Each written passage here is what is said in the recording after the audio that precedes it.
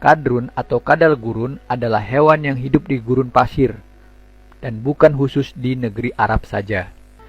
Karena tidak hanya negeri Arab saja yang memiliki gurun atau padang pasir. Sebut saja gurun Sahara di Afrika atau misalnya gurun Gobi di Cina. Hal kedua, yakni hadis Rasulullah SAW tentang kadrun atau kadal gurun sebagai makna metafora yang merujuk kepada sekelompok orang atau kaum. Telah menceritakan kepada kami Abdus Somad, telah menceritakan kepada kami Hamad, telah menceritakan kepada kami Qatadah dari Abu Nadroh dari Abu Sa'id Al-Hudri. Ia berkata bahwa Rasulullah SAW bersabda, "Dua bangsa dari Bani Israel telah tersesat, dan aku khawatir bahwa mereka menjadi ad-dibab, yakni kadal-kadal gurun." Hadis riwayat Ahmad nomor 11002, bab Musnad Abu Sa'id Al-Hudri. Dan dalam riwayat hadis yang berbeda, Rasulullah SAW menjelaskan siapa yang dimaksud dengan kedua bangsa Bani Israel yang menjadi adibab atau kadal-kadal gurun ini. Telah menceritakan kepadaku Su'aid bin Sa'id, telah menceritakan kepada kami Hafiz bin Maisaroh, telah menceritakan kepadaku Zaid bin Aslam, dari Ato bin Yasar dari Abu Sa'id Al-Hudri.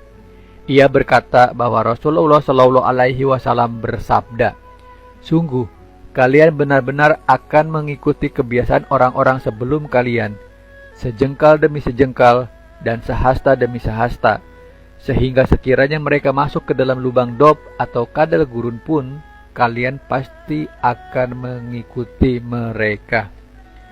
Kami bertanya, "Wahai Rasulullah SAW, apakah mereka itu Yahudi dan Nasrani?" Rasulullah SAW menjawab, "Siapa lagi kalau bukan mereka, yakni Yahudi dan Nasrani." Hadis riwayat Muslim nomor 4822, hadis riwayat Bukhari nomor 6755, hadis riwayat Ibnu Majah nomor 3984. Jadi, hal kedua yang perlu diluruskan di sini adalah bahwa keliru dan salah kaprah jika mengkaitkan kadrun atau kadal gurun kepada orang Islam keturunan Arab. Karena Rasulullah SAW sendiri pada 14 abad yang silam telah menegaskan bahwa istilah ad-dibab, yakni kadal-kadal gurun, adalah istilah yang ditujukan kepada dua bangsa dari Bani Israel yang telah tersesat, yakni umat Yahudi dan umat Nasrani, dan bukannya umat Islam, sebagaimana disangkakan oleh Lukman Nyoto, wakil ketua 2 Komite Sentral PKI. Nyoto adalah salah seorang menteri negara di era Presiden Soekarno yang juga menjadi wakil ketua kedua Komite Sentral PKI.